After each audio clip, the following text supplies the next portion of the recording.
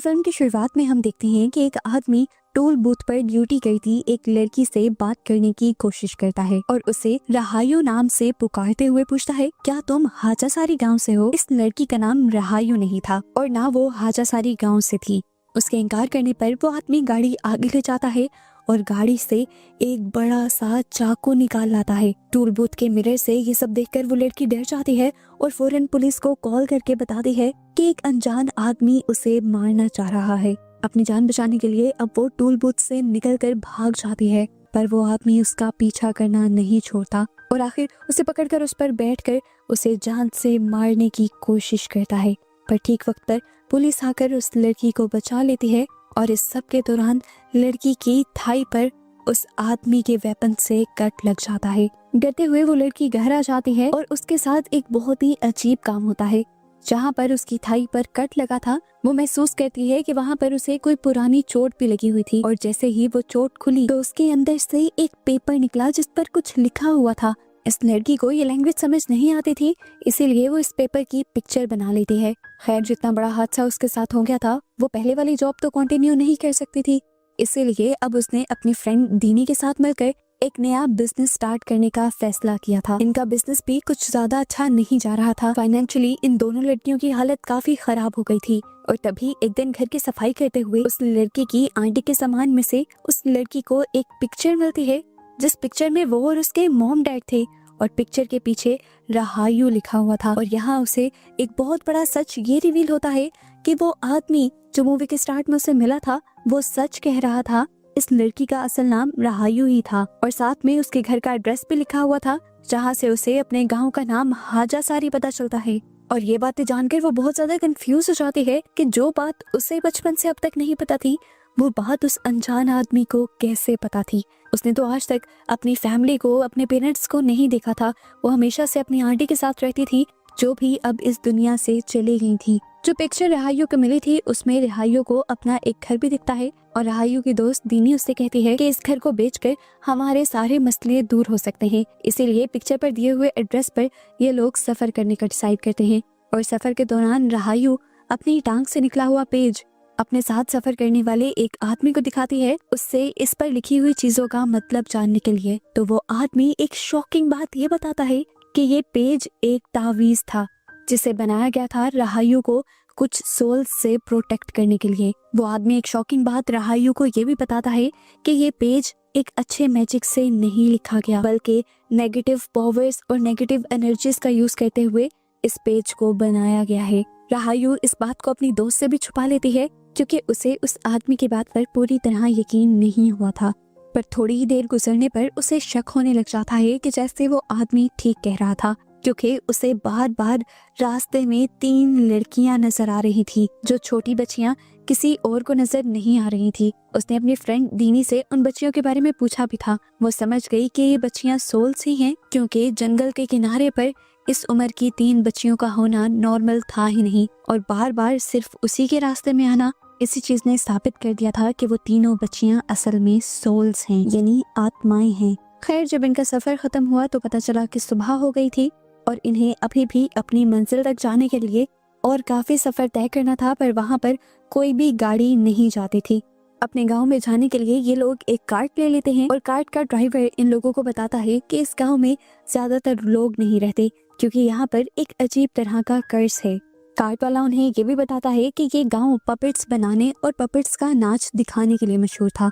वो जब इनसे यहाँ आने की रीजन पूछता है तो रहायू कहती है, हाँ, हम भी पपेट के बारे में ही रिसर्च करने के लिए यहाँ आए हैं। इसीलिए वो आदमी इन दोनों को यहाँ के सरदार सप्तादी के घर के बाहर छोड़ देता है। सप्तादी इस टाइम घर पर नहीं थे। सप्तादी की मॉम जब उनसे यहाँ आने की रीजन पूछती हैं तो वो दोनों बताती हैं कि हम पपेट शो की हिस्ट्री पर रिसर्च करने के लिए आए हैं।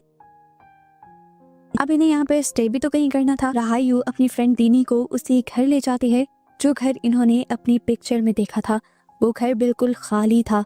घर की हर चीज पर धूल जमी थी और किसी भी चीज को संभाला नहीं गया था। किचन में गला सड़ा खाना, धूल मिट्टी से भरा सामान, ये सब बता रहा था कि इस घर को जल्दबाजी में छोड़ा गया था। सारी चीजों को चेक करते हुए रहायू को कुछ पिक्चर्स भी मिल जाती हैं। इन सारी पिक्चर्स में वो कहीं पर भी नहीं थी। इन्हीं पिक्चर्स को देखते हुए इन्हें बाहर से किसी की आवाज आने लग जाती है। रहायू देखते हैं कि घर के बाहर एक बहुत बड़ा सा ग्रेवयार्ड था जहाँ पर इस टाइम किसी को दफनाया जा रहा था और दफनाने के बाद जल्द ही ये लोग यहाँ से चले जाते हैं। राहायु भी अपने पेरेंट्स की ग्रेव पर जाती है, उनके लिए प्रे करती है और ये लोग एक अजीब चीज ये नोटिस करते हैं कि इतने बड़े ग्रेवयार्ड में सिर्फ कुछ ही बड़ी ग्रेव्स थी, बाकी सब तो छोटी छोटी ग्रेव्स थी, जैसे छोटे बच्चे मर गए हों। रात में इसी गाँव का हमें सीन दिखाया जाता है। इस गाँव में एक औरत के पास एक बच्चा पैदा हुआ था, जिस बच्चे को ये लोग इस गांव के लीडर सप्तादी को पकड़ा देते हैं और सप्तादी उस बच्चे को मार देता है। सुबह को ये लोग उस बच्चे का फ्यूनरल करते हैं। राहायु और दीनी को ये बात काफी अजीब लगती है कि यहाँ पर बच्चे बहुत तेजी से मर रहे थे। एक कल मरा था, एक आज मरा था और ये नॉर्मल तो नहीं था। ये दोनों काफी डरी हुई थी और इसी टाइम पर सप्तादी की नजर उन पर पड़ जाती है और वो उनके पास आकर पूछते हैं, तुम लोग कौन हो और यहाँ क्या कर रही हो? राहायु फिर से वही झूठ बोलती है कि हम पपेट शो की हिस्ट्री को रिसर्च करने के लिए यहाँ आए हैं। ये सुनकर सप्तादी उनसे उनकी उम्र पूछते हैं तो राहायु अपनी उम्र भी गलत बता देती है, जिसके बाद सप्तादी उन दोनों लड़कियों को अपने घर पर भी इनवाइट कर लेते हैं। लेकिन उनके बोलने का अंदाज इतना अजीब था कि राहायु और दीनी दोनों डर चुके थे। दीनी उससे कहती है कि मुझे नहीं लगता कि उनके घर जाना ठीक है, पर राहायु कहती है हमें जाना पड़ेगा क्योंकि मेरे घर के प्रॉपर्टी के पेपर्स उन्हीं के पास हैं और मुझे वो लेने हैं, तभी तो हम इस घर को बेच पाएंगे। अब राहायु अपने लिए खाना लेने के लिए जाती है और बातों ही बातों में वो होटल की ओनर से अपने घर के बारे में पूछती है। राती नाम की इस लड़की को ज्यादा नहीं पता था, पर पीछे से उसकी ग्रैंडमा बहुत ही गुस्से से बोलती हैं कि इस घर में रहने वाले लोग शैतान थे और ये घर भी शैतानी है। ये सुनकर राहायु कंफ्यूज हो गई थी कि आखिर उसकी फैमिली ने ऐसा क्या किया था कि सब लोग ना उनके घर को देखना चाहते थे ना उनको देखना चाहते थे, यहाँ तक कि उसके मॉम डैड की ग्रेव्स को भी इन लोगों ने ढक कर रखा हुआ था। घर पर इस टाइम दीनी अकेली थी। उस टाइम ही दो लोग दरवाजे पर नॉक करते हैं और वो दीनी से कहते हैं कि तुम्हें इस घर से जल्दी ही चले जाना चाहिए, ये घर ठीक नहीं है, यहाँ पर कभी भी कुछ भी हो सकता है। और दूसरी बात, वो दोनों ये भी कहते हैं कि ये घर एक प्राइवेट प्रॉपर्टी है किसी राहायु नाम की लड़की की जो शहर में रहती है। ये सुनकर दीनी को ये गोल्डन चांस लगता है इस घर के बारे में बात करने का। फिर लोगों से झूठ कह देती है कि मैं ही राहायु हूँ। तो फिर वो आदमी कहते हैं कि जाकर आप हमारे सरदार सप्तादी से इस प्रॉपर्टी के पेपर्स ले सकते हैं। ये दोनों उसे फोर्स करते हैं कि आप अभी हमारे साथ चलें, नहीं तो काफी देर हो जाएगी। सप्तादी अगले 3 दिन के लिए शहर जा रहे हैं। दीनी राहायु को बताए बगैर जाना नहीं चाहती थी, पर ये दोनों इतना फोर्स करते हैं कि उसे जाना पड़ता है। वो लोग उसे जंगलों के रास्ते में ले जाते हैं और आधे ही रास्ते में उसे शक हो जाता है कि इन लोगों के इरादे ठीक नहीं। वो इन दोनों से बचकर भागने का फैसला करती है, लेकिन जल्द ही वो लोग पीछे से उसके सर पर वार करते हुए उसे बेहोश कर देते हैं। उसे जब होश आया था तो उसे बांधा गया था उल्टा दरख्त से। उसके दोनों हाथ भी पीछे से बांधे गए थे और उसके सर की वेन पर कट लगाकर उसका खून नीचे बाल्टी में जमा किया जा रहा था। इस टाइम इन लोगों के पास अजीबोगरीब किस्म के वेपन्स भी थे। दीनी समझ गई थी कि ये लोग उसे मारने वाले हैं, पर दीनी लोगों को समझाती रह जाती है कि मैं राहायु नहीं हूँ, मुझे मत मारो। लेकिन ये लोग उसकी एक नहीं सुनते और इतने में ही यहाँ पर सप्तादी और उसकी मॉम आ जाते हैं। सप्तादी की मॉम एक चाकू उठाते हुए बेदर्दी से उसका गला काट देते हैं, जिसके बाद बड़े ही भयानक तरीके से वो उसके जिस्म की पूरी खाल उतार कर रस्सियों से लटका देते हैं। जो खून इन्होंने दीनी का जमा किया था उसे ये लोग अपने पेड़ों पर डाल चुके थे। इन लोगों ने जो कुछ दीनी के साथ किया था वो असल में ये राहायु के साथ करना चाहते थे, क्योंकि दीनी ने अपनी आइडेंटिटी गलत बताई, अपने आप को राहायु बताया, इसीलिए वो बेचारी मारी गई। अब असली राहायु जब घर पहुंची तो उसने दीनी को ढूंढना शुरू किया, पर वो उसे कहीं नहीं मिली। वो जाकर गांव वालों से भी दीनी के बारे में पूछती है। वही लड़के जो उसे किडनैप करके लेकर गए थे वही राहायु को यकीन दिलवाते हैं कि आप फिक्र न करें, आपकी दोस्त जल्दी मिल जाएगी और हम आपकी दोस्त को ढूंढने में आपकी मदद करेंगे। इस दौरान राहायु ने नोटिस किया था कि सब दादी के घर पर कोई फंक्शन चल रहा था। सभी बहुत ज्यादा खुश थे और खासकर प्रेग्नेंट लेडीज तो इस तरह नाच रही थी जैसे उन्हें कोई खजाना मिल गया हो। राहायु अपने घर वापस आ जाती है और वो अपनी दोस्त का इंतजार कर ही रही होती है कि उसे अपने घर पर एक छोटी बच्ची दिखाई देती है जो उसे बताती है कि आज तुम्हारे गांव में एक और बच्ची पैदा होने वाली है, चलो आओ मैं तुम्हें दिखाती हूँ। राहायु बिना कुछ सोचे समझे उस बच्ची के पीछे चली गई, ये भी जाने बगैर कि वो बच्ची इंसान है भी या नहीं। उस लेडी के घर के बाहर खिड़की से राहायु झांकने लग जाती है और ये देखकर वो डर जाती है कि उस लेडी ने बिना स्किन के एक बच्चे को जन्म दिया था। उसके मुंह से चीख निकलने ही वाली थी, पर उसने अपने मुंह को बंद कर दिया। फिर उस बच्ची का बाप उस बच्ची को लेकर सप्तादी के पास गया और सप्तादी ने उस बच्ची को पानी से भरे टब के अंदर डालकर मार दिया। ऐसा करने के बाद उस बच्चे का बाप सप्तादी पर बहुत ज्यादा गुस्सा हो रहा था। वो कहता है, आपने तो कहा था कि अब वो श्राप, वो कर्ज खत्म हो गया है, अब हमारा बच्चा नॉर्मल पैदा होगा, फिर ये सब क्यों हुआ? आज तक आप उस श्राप का कोई हल क्यों नहीं निकाल पाए? 20 साल गुजर गए हैं, गांव का कोई बच्चा आज तक जिंदा नहीं बचा। उनकी बातें सुनकर बाहर खड़ी हुई रहायु डर जाती है और उसका पाँव स्लिप हो जाता है। घर के अंदर मौजूद सभी लोगों को पता चल जाता है कि कोई उनके घर के बाहर खड़ा हुआ ये सारी बातें सुन रहा है। जल्दी से लोग बाहर चेक करने के लिए जाते हैं, लेकिन तब तक रहायु वहां से जा चुकी थी। उसकी जगह इस टाइम राती खड़ी हो जाती है, जो इसी गांव की मेंबर थी, जिसे देखकर ये लोग थोड़े से रिलैक्स होते हैं। असल में राती ने ही उस टाइम रहायु की जान बचाई थी, उसे साइड पे ले जाकर। राती ये सच्चाई जानती थी कि जिसे उसने बचाया है वो असली रहायु है, जिससे ये गांव वाले अपना बदला लेना चाहते हैं। राती उससे कहती है, मैं जानती हूँ ये सब तुम्हें मारना चाहते हैं, पर मैं सब गांव वालों की तरह नहीं हूँ। मैं श्राप जैसी किसी बात को नहीं मानती। रहायु को उसकी कोई बात समझ नहीं आ रही थी। वो पूछती है, ये लोग मेरे पीछे क्यों पड़ेंगे? मेरा श्राप से क्या ताल्लुक है? तब रीता उसे इस गांव की कहानी सुनाना शुरू करती है और सीन्स पास्ट में चले जाते हैं। आज से कई सालों पहले जब रहायु के ग्रैंडपा इस गांव के सरदार हुआ करते थे, तब इस गांव में सब ठीक था, सब खुशी से रहते थे। पर एक दिन उनकी मौत हो गई और सरदार बन गए रहायु के डैड, जो कि पपेट्स बनाने का काम भी करते थे। उन्होंने गांव की एक खूबसूरत लड़की से शादी की, पर 3 साल तक उनके पास कोई बच्चा नहीं हुआ। और फिर जब हुआ तो 5 साल तक किसी ने उसका चेहरा नहीं देखा। यहाँ तक के घर के तकरीबन हर इंसान ने ही घर से बाहर निकलना छोड़ दिया था। फिर एक दिन गांव से 3 छोटी बच्चियां गायब हो गईं और उसके कुछ दिन के बाद रहायु के डैड 5 साल की रहायु को लेकर जब बाहर निकले तो लोगों ने बातें बनाना शुरू कर दी।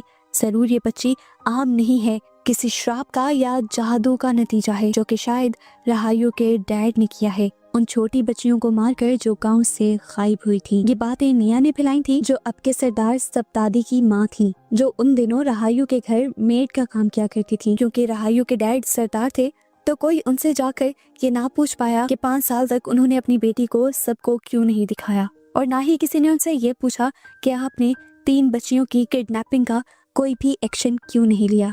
ऐसे ही दिन गुजरते रहे और फिर एक दिन अपना पपेट शो दिखाते हुए पता नहीं रहायु के डैड को क्या हुआ, वो पागल हो गए और उन्होंने शो में आए हुए सभी लोगों को चाकू से बेदर्दी से मार डाला। ये देखते हुए सभी गांव वालों ने अपने बचाव के लिए उनको और उनकी वाइफ को मार दिया और रहायु को बचाने के लिए उनकी एक हेल्पर भगाकर उसे शहर ले आई। वो दिन है और आज का दिन। सबके बच्चे जब इस गांव में पैदा होते हैं तो बिना स्किन के पैदा होते हैं, जिन्हें फिर गांव के लोग मार देते हैं। उनका मानना है कि ये श्राप तुम्हारे साथ जुड़ा है और तुम्हें मारने पर ठीक हो जाएगा। वो बताती है कि सप्तादी का मानना है कि तुम्हें मारकर तुम्हारी स्किन से एक पपेट बनाया जाएगा और उस पर जादू होगा, जिसके बाद बाकी सब बच्चों पर से वो श्राप खत्म हो जाएगा। इसीलिए तो हमें दिखाया गया था कि उन्होंने दीनी को जब रहायु समझकर मारा तो उसकी स्किन उतार ली थी ताकि उसका पपेट बनाया जा सके। राती उसे एक और बड़ी सच्चाई ये भी बताती है कि तुम्हें जो इंसान शहर में मारने गया था वो मेरा ही हस्बैंड था। क्योंकि मैं प्रेग्नेंट हूँ, वो मेरे बच्चे को बचाना चाहता है और उसे लगता है कि तुम्हें मारकर वो मेरे बच्चे को बचा लेगा, लेकिन मैं जानती हूँ ये सब सच नहीं है, ना ही ठीक है। राती उसे कहते हैं कि तुम्हारे लिए अच्छा यही है कि तुम सब कुछ छोड़ छाड़ कर यहाँ से भाग जाओ। यहाँ रहायु भागने लग जाती है। दूसरी तरफ गांव के लोगों को ये खबर पता चल जाती है कि उन्होंने जिस लड़की को मारा था वो रहायु नहीं थी, इसी वजह से श्राप खत्म नहीं हुआ और अब ये लोग असली रहायु के पीछे पड़ चुके थे। रहायु भी जंगल के रास्ते से भाग रही थी और एकदम से उसके सामने वही 3 बच्चियां आ जाती हैं जो उसे बार बार दिखाई दे रही थी। इन्हें देखकर वो डर कर गिर जाती है और तब एक बच्ची रहायु के आकर कान में कुछ बोलती है और यहाँ रहायु के आगे उसकी पास्ट की कहानियां चलने लग जाती हैं, जिससे उसे अपने पास्ट के बारे में सब कुछ पता चल जाता है। कहानी शुरू हुई थी तब से जब उसके मॉम और डैड की शादी हुई थी। शांति ने उसके डैड से शादी तो की थी, पर शांति असल में सप्तादी को चाहती थी। शादी के बाद भी उसने सप्तादी से अपना रिश्ता नहीं छोड़ा। इस सब के दौरान ही शांति को खुशखबरी मिली कि वो माँ बनने वाली है और इस खबर को सुनकर सप्तादी की माँ, जो कि रहायु के घर उन दिनों मेड का काम करती थी, वो बहुत ज्यादा गुस्से में आ जाती है। सप्तादी को लग रहा था कि वो उसका बच्चा है और अब वो शांति को किसी भी हाल में पाना चाहता था और इस तरह सप्तादी की मॉम को लगता था कि उनका बेटा उनके हाथ से निकल जाएगा। इसी वजह से उन्होंने ब्लैक मैजिक यानी काला जादू सीखा और उसके जरिए अपने बेटे को अपने कंट्रोल में कर लिया और उसी काले जादू से एक ऐसा श्राप भी बनाया जो पैदा होने से पहले ही शांति के बच्चे पर पड़ गया था, जिसकी वजह से जब शांति का बच्चा यानी राहायु पैदा हुई तो वो बिना स्किन के पैदा हुई। राहायु के डैड उसे देखकर बहुत ज्यादा डर गए, पर उन्होंने राहायु को मारा नहीं, बल्कि उन्होंने राहायु के साथ साथ शांति और अपने आप को भी इसी घर में बंद कर लिया और राहायु को ठीक करने के बहुत से तरीके ढूंढने लगे। उन्हें एक जादुई तरीका पता चला जिससे वो अपनी बेटी को ठीक कर सकते थे, पर यह तरीका ठीक नहीं था। उन्हें 3 छोटी बच्चियों की स्किन से पपेट्स बनाने थे जिससे उनकी बेटी का ये श्राप टूट जाता।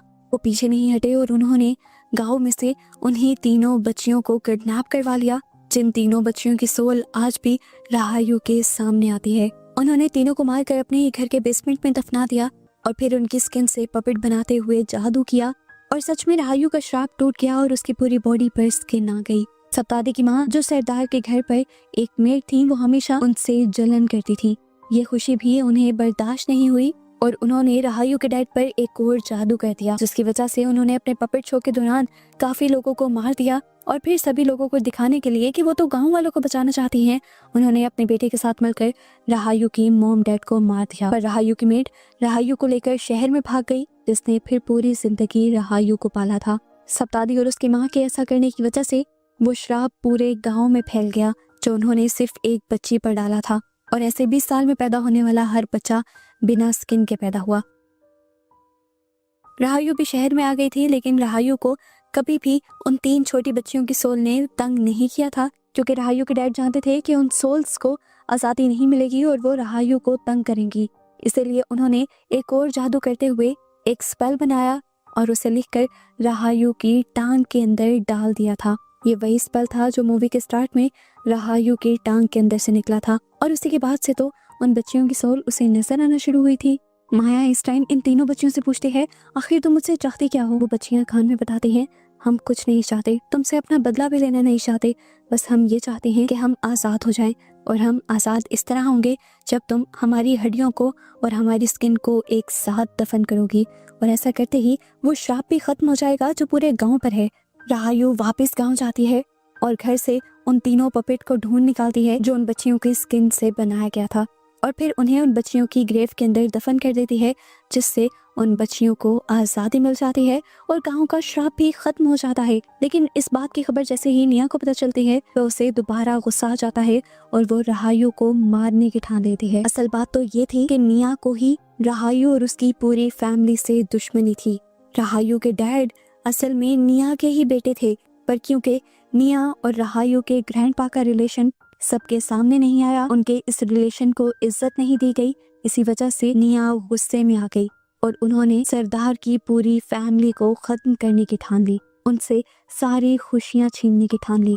इस टाइम भी निया गांव वालों को अपने साथ मिलाकर राहायु को पकड़कर दरख्त से उल्टा लटका देती है और उसे मारने की कोशिश करती है, पर राहायु उसे समझाती रह जाती है कि मैंने उस कर्ज को खत्म कर दिया है, प्लीज मुझे मत मारे। इससे पहले कि निया उसे मार देती है, इस गांव में रीटा की बेटी पैदा हो जाती है जो बिल्कुल हेल्दी थी और स्किन के साथ पैदा हुई थी। ये देखकर गांव वाले जश्न मनाते हैं और राहायु की बात समझ जाते हैं कि वो सच बोल रही थी।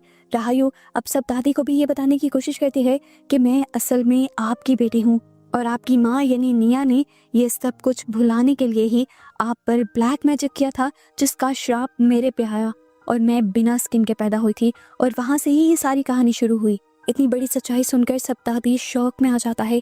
उसकी माँ ने पूरी उम्र उसे धोखे में रखा था, उसे उस बच्चे का ही दुश्मन बनाए रखा था जो उसकी अपनी बेटी थी। इस दुख में वो अपना ही गला काट कर सुसाइड कर लेता है और अपने बेटे को मरता देखकर निया भी टूट जाती है और वो भी अपनी बेटे की ही तरह सुसाइड कर लेती है। इस तरह इन बुरे लोगों से और बुरे श्राप से इस पूरे गांव की जान छूट जाती है और फाइनली राहायु भी जिंदा सलामत इस गांव से चली जाती है। 1 साल तक तो सब कुछ उस गांव में ठीक रहता है, पर साल बाद हमें दिखाया जाता है कि यहाँ पर कुछ और ही बहुत बुरा होने वाला था। जिस तरह रीटा की दादी ने एक मर्तबा रीटा से और राहायु से कहा था कि कर्ज को कभी भी खत्म नहीं किया जा सकता, बल्कि वो एक बड़े कर्ज में बदल जाता है, तो ऐसा होने का वक्त आ चुका था।